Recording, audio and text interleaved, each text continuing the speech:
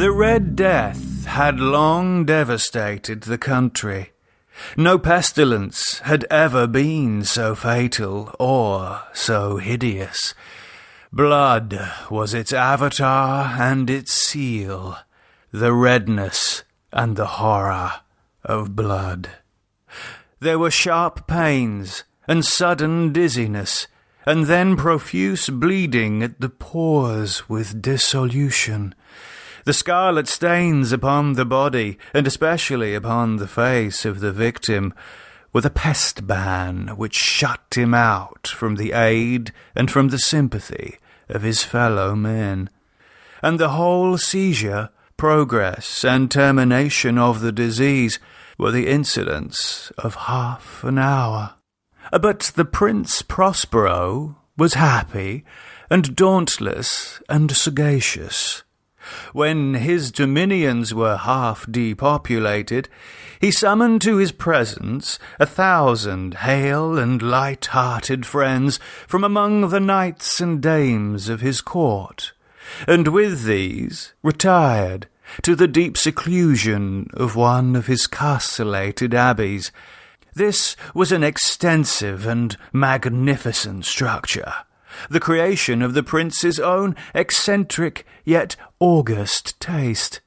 A strong and lofty wall girdled it in. This wall had gates of iron. The courtiers, having entered, brought furnaces and massy hammers, and welded the bolts. They resolved to leave means neither of ingress nor egress to the sudden impulses of despair or frenzy from within. The abbey was amply provisioned. With such precautions, the courtiers might bid defiance to contagion. The external world could take care of itself. In the meantime, it was folly to grieve or to think. The prince had provided all the appliances of pleasure. There were buffoons, there were improvisatori, there were ballet dancers, there were musicians, there was beauty, there was wine. All these and security were within. Without was the Red Death. It was towards the close of the 5th or 6th month of his seclusion, and while the pestilence raged most furiously abroad, that the Prince Prospero entertained his 1,000 friends at a masked ball of the most unusual magnificence. It was a voluptuous scene, that masquerade. But first, let me tell of the rooms in which it was held. These were 7, an imperial suite. In many palaces, however, such suites form a long and straight vista, while the folding doors slide back nearly to the walls on either hand, so that the view of the whole extent is scarcely impeded. Here the case was very different, as might have been expected from the Duke's love of the bizarre. The apartments were so irregularly disposed that the vision embraced but little more than one at a time. There was a sharp turn at every 20 or 30 yards, and at each turn a novel effect.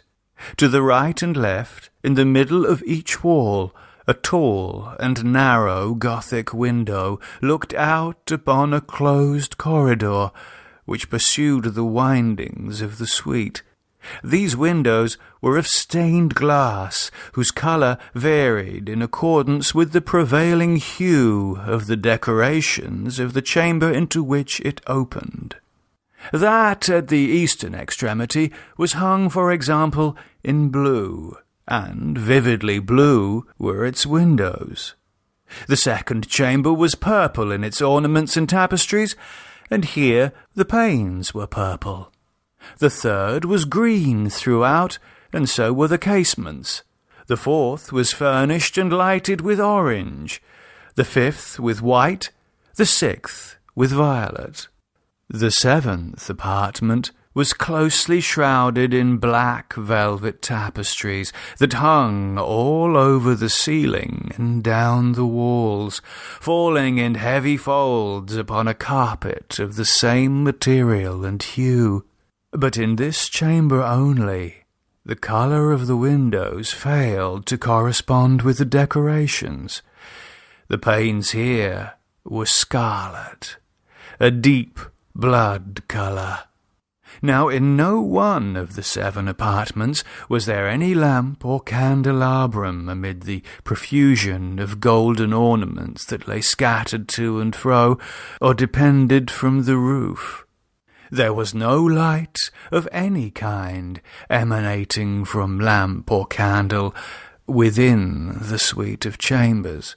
But in the corridors that followed the suite, there stood, opposite to each window, a heavy tripod bearing a brazier of fire that projected its rays through the tinted glass and so glaringly illumined the room. And thus were produced a multitude of gaudy and fantastic appearances. But in the western or black chamber, the effect of the firelight that streamed upon the dark hangings through the blood-tinted panes was ghastly in the extreme, and produced so wild a look upon the countenances of those who entered, that there were few of the company bold enough to set foot within its precincts at all. It was in this apartment also that there stood against the western wall a gigantic clock of ebony. Its pendulum swung to and fro with a dull, heavy, monotonous clang. And when the minute hand made the circuit of the face, and the hour was to be stricken, there came from the brazen lungs of the clock a sound which was so clear and loud and deep and exceedingly musical, but of so peculiar a note and emphasis that, at each lapse of an hour, the musicians of the orchestra were constrained to pause momentarily in their performance to hearken to the sound, and thus the waltzers, perforce, ceased their evolutions, and there was a brief disconcert of the whole gay company. And while the chimes of the clock yet rang, it was observed that the giddiest grew pale, and the more aged and sedate passed their hands over their brows, as if in confused reverie or meditation. But when the echoes had fully ceased, a light laughter at once pervaded the assembly. The musicians looked at each other and smiled as if at their own nervousness and folly, and made whispering vows, each to the other, that the next chiming of the clock should produce in them no similar emotion. And then, after the lapse of 60 minutes, which embrace 3,600 seconds of the time that flies, there came yet another chiming of the clock, and then were the same disconcert and tremulousness and meditation as before. But in spite of these things, it was a gay and magnificent revel. The tastes of the Duke were peculiar. He had a fine eye for colours and effects. He disregarded the decora of mere fashion. His plans were bold and fiery, and his conceptions glowed with barbaric lustre. There are some who would have thought him mad. His followers felt that he was not. It was necessary to hear and see and touch him to be sure that he was not. He had directed in great part the movable embellishments of the 7 chambers upon occasion of this great fete, and it was his own guiding taste which had given character to the masqueraders. Be sure they were grotesque. There were much glare and glitter and piquancy and phantasm, much of what has been seen since in Hernani, There were arabesque figures with unsuited limbs and appointments. There were delirious fancies, such as the madman fashions. There were much of the beautiful, much of the wanton, much of the bizarre, something of the terrible, and not a little of that which might have excited disgust.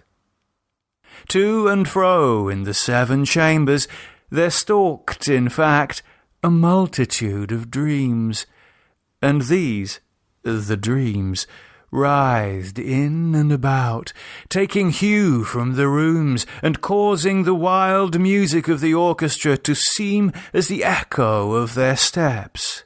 And anon there strikes the ebony clock which stands in the hall of the velvet. And then, for a moment, all is still, and all is silent, save the voice of the clock. The dreams are stiff frozen as they stand, but the echoes of the chime die away.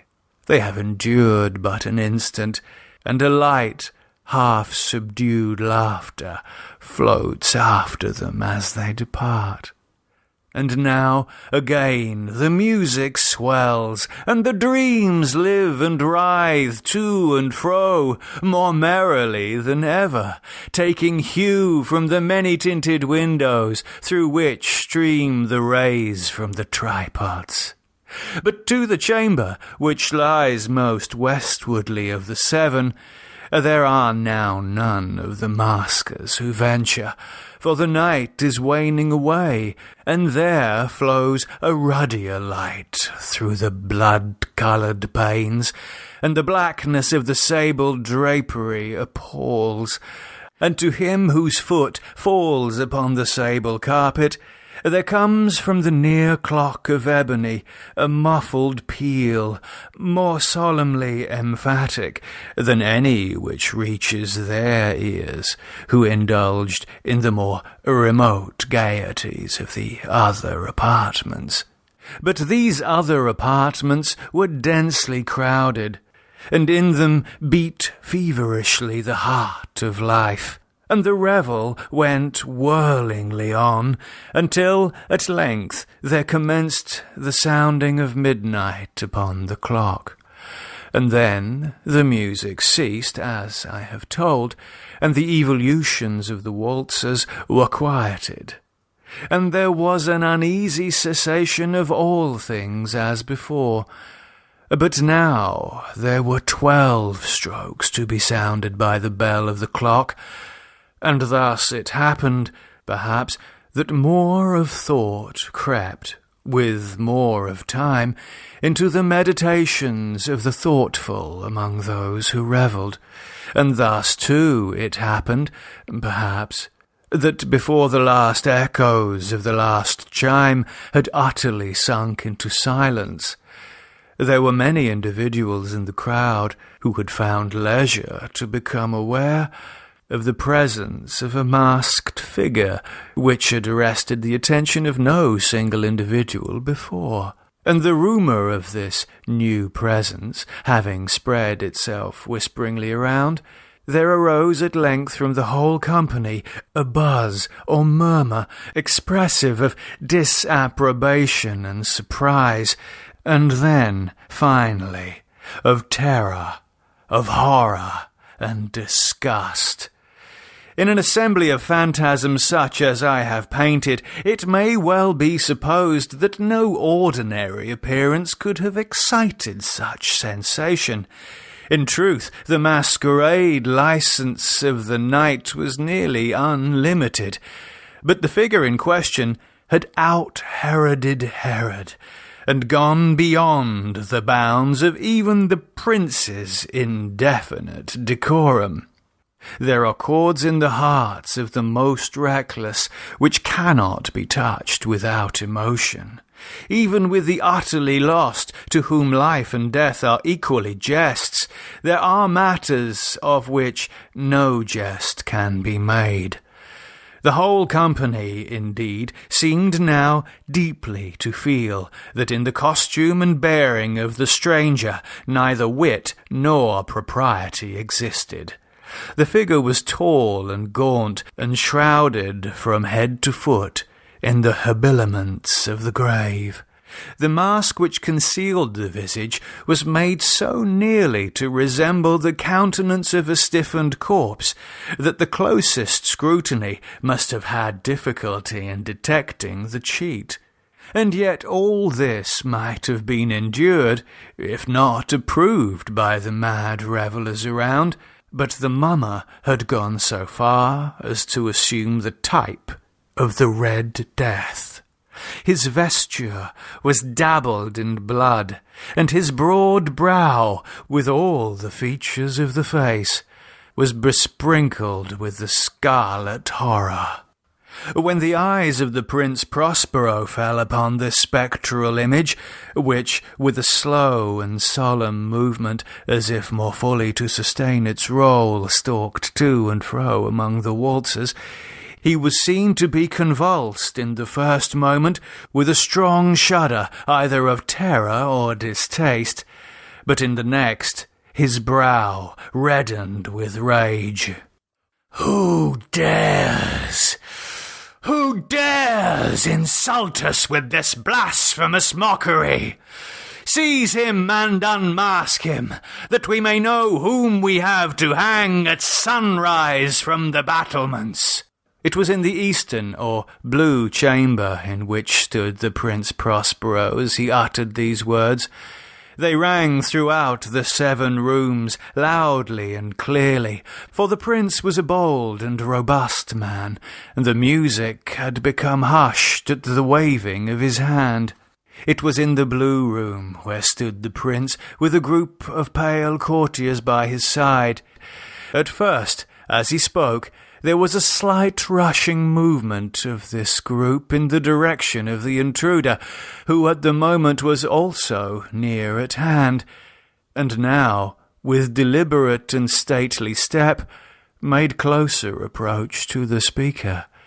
But from a certain nameless awe with which the mad assumptions of the mummer had inspired the whole party, there were found none who put forth hand to seize him, so that, unimpeded, he passed within a yard of the prince's person, and while the vast assembly, as if with one impulse, shrank from the centres of the rooms to the walls, he made his way uninterruptedly, but with the same solemn and measured step which had distinguished him from the first, through the blue chamber to the purple, through the purple to the green, through the green to the orange, through this again to the white, and even thence to the violet, ere a decided movement had been made to arrest him.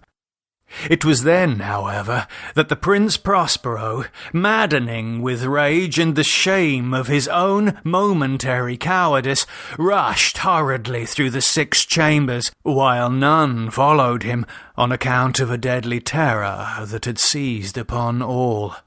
He bore aloft a drawn dagger, and had approached in rapid impetuosity to within 3 or 4 feet of the retreating figure, when the latter, having attained the extremity of the velvet apartment, turned suddenly and confronted his pursuer.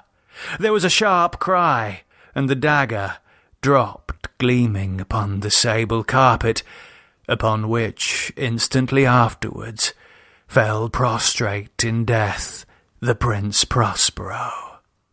Then, summoning the wild courage of despair, a throng of the revellers at once threw themselves into the black apartment, and seizing the mummer, whose tall figure stood erect and motionless within the shadow of the ebony clock, gasped in unutterable horror at finding the grave cerements and corpse-like mask, which they handled with so violent a rudeness, untenanted by any tangible form, and now was acknowledged the presence of the Red Death.